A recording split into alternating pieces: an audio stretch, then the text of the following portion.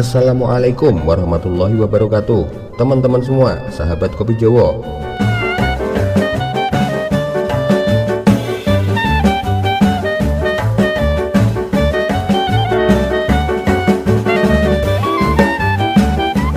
Bicara tentang kitab-kitab langit, itu dimulai daripada Suhuf Ibrahim, tentunya turun kepada Nabiullah Ibrahim alaihi salatu wassalam. Kemudian setelah itu Taurat turun kepada Nabiullah Musa alaihi salatu wassalam. Baru setelah Taurat, Zabur turun kepada Nabiullah Daud alaihi salatu wassalam, disusul dengan Injil yang turun kepada Isa bin Maryam, dan ditutup dengan Al-Quran sebagai akhir daripada kenabian Rasul kita Muhammad sallallahu alaihi wasallam.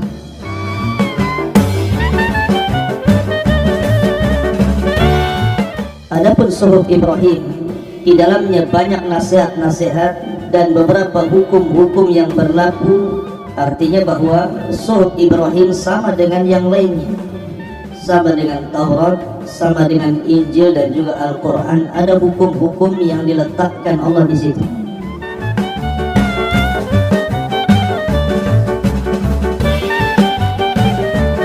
Dan tentang Suhuf Ibrahim ini dijelaskan dalam Al-Quran, baik secara global atau secara sesungguhnya. Dalam Al-Quran ini terdapat kandungan suhuf.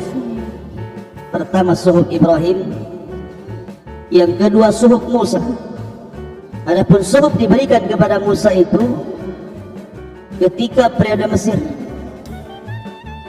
ketika Bani Israel masih ada di Mesir dan masih diperbudak oleh Fir'aun.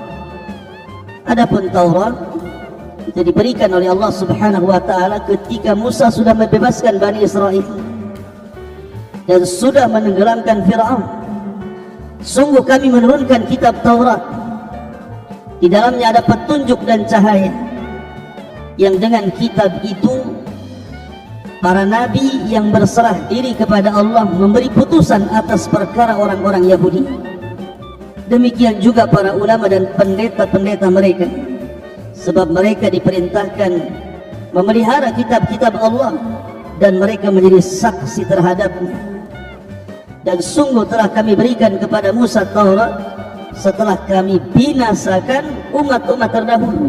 Kalimat binasakan umat-umat terdahulu maksudnya membinasakan Fir'aun dan bala tentaranya. Artinya Taurat turun ketika Musa menyelamatkan Bani Israel dari kejaran Fir'aun ketika mereka berada di negeri linglung yang disebut dengan Ardute. Taurat, Injil, Quran sering kita dengar. Lalu apa itu Zabur?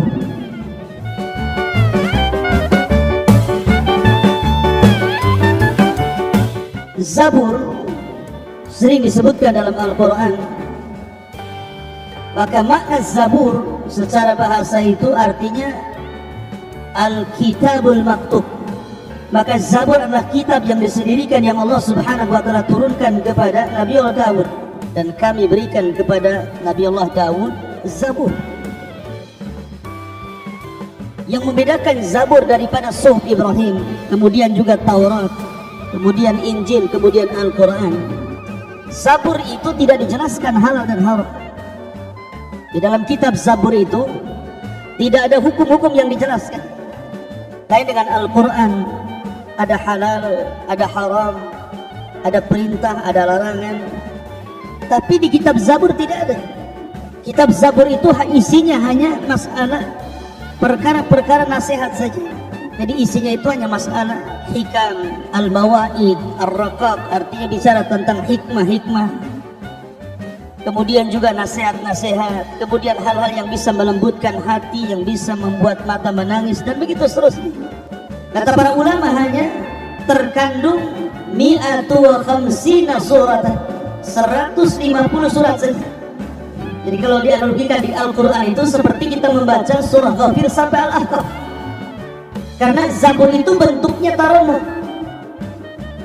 Jadi semacam bait-bait syair yang dilagamkan, yang dilagukan.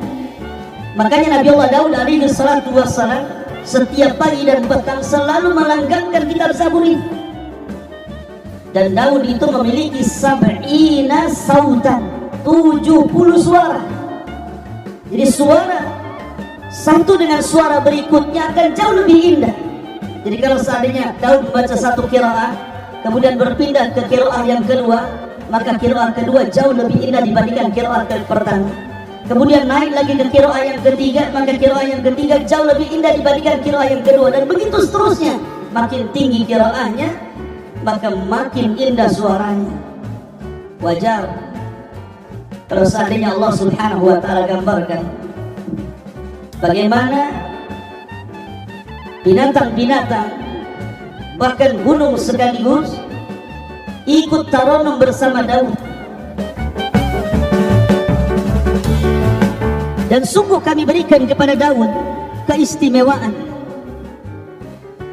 Kemudian Allah mengatakan kepada gunung, ya jibal, wahai gunung-gunung, awibi, bertasbihlah bersama Daud, wa thayrah, dan juga burung-burung bertasbihlah bersamanya. Jadi ketika Nabi Daud membacakan Zabur itu, maka burung-burung datang dari mana-mana. Semua burung-burung yang ada itu datang kemudian mendekati suara Nabi Allah Daud alaihi salatu wassalam. Jadi kononnya burung itu ingin menirukan suara Daud dengan suara dia. Saking asiknya burung-burung itu, kata para ulama ini, sampai burung-burung itu sudah tidak kenal lapar lagi. Sudah tidak kenal lapar lagi, lupa makan bahasa kitanya, sehingga sebagian burung itu ada yang mati tanpa terasa. Saking lezatnya mendengarkan suara burung, suara Zabur dibacakan Daud, kemudian ikut berkicau, lupa makan, lapar karena banyaknya burung, ada yang mati. Kemudian gunung-gunung minta izin kepada Allah Azza wa Jalla, ya Rabb, kalau seandainya burung-burung itu ikut berkicau melanggangkan lagamnya Zaburnya Daud, maka kami juga ingin juga seperti burung-burung itu. Akhirnya Allah Subhanahu wa ta'ala berfirman, ya jibalu awwi bima, kalau engkau ingin tarannum bersama burung-burung kepada Zaburnya Daud, silakan bertasbihlah untukku dan bertarannumlah dengan Zaburnya Daud. Tapi itulah suara gunung ingin ikut juga bertasbih membacakan Zabur. Apa yang terjadi? Ketika suara burung sudah berkicau, kemudian juga ditambah-tambah suara gunung, akhirnya kemudian macam suara ribut jadinya. Suara Daud makin mengecil sementara suara burung makin mengeras, apalagi ditambah suara gunung yang gagluk-gagluk karuan itu, makin bising bahasa kitanya. Mengadulah Daud alaihi salatu wassalam kepada Allah Subhanahu wa ta'ala dan mengatakan, ya Rabb, kalau seandainya burung-burung itu semuanya berkicau menirukan laguku, kemudian gunung-gunung juga ikut berkicau mengikuti laguku, bagaimana mungkin kau akan mendengar suaraku? Bagaimana mungkin kau akan mendengar suara Zaburku? Akhirnya kemudian Allah Subhanahu wa ta'ala memerintahkan malaikat Jibril, kemudian membawa Nabi Daud alaihi salatu wassalam ke sebuah sumur yang sangat dalam sekali. Masukkan ke dalam sumur itu. Nah, sumur ini tembus sampai ke dasar bumi. Setelah sampai di dasar bumi itulah, akhirnya kemudian malaikat Jibril mengambil satu batu. Kemudian batu itu dibelah, rupanya ada ulat, dan ulat itu sedang bertasbih kepada Allah Subhanahu wa ta'ala. Kemudian diperdengarkan oleh Nabi Allah Daud, seolah Jibril mengatakan, dekatkan telingamu kepada ulat itu. Akhirnya Daud pun mendengarkan telinganya ke dalam ulat itu. Tiba-tiba ulat itu terdengar bertasbih. Malaikat Jibril mengatakan, ya Daud, kalau ulat saja di dasar bumi, di dalam kedalaman berapa dari bumi ini bertasbih dan Allah mendengarnya, apalagi engkau membaca Zabur di atas bumi. Walaupun suara burung itu ikut berkicau, suara gunung itu juga ikut berkicau mengikuti lagammu Zabur, tetap Allah mendengar suaramu. Maka dari situ Daud sudah tidak mengkritik lagi soal suara burung dan suara gunung, dan dia tetap melanggamkan Zabur sampai Allah Subhanahu wa ta'ala wafatkan.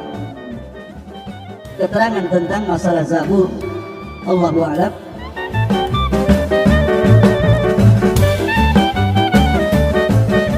Tapi yang jelas bahwa kitab Zabur diturunkan kepada Nabi Daud untuk dijadikan langgam yang dibacakan kepada Bani Israel, isinya nasihat-nasihat, kemudian juga beberapa hal-hal yang sifatnya kebijaksanaan dan melembutkan hati. Dan dengan itulah Nabi Allah Daud alaihi salatu wassalam memberikan nasihat kepada Bani Israel.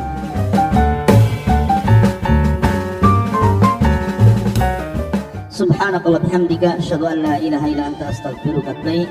Allah ta'ala. Assalamualaikum warahmatullahi wabarakatuh.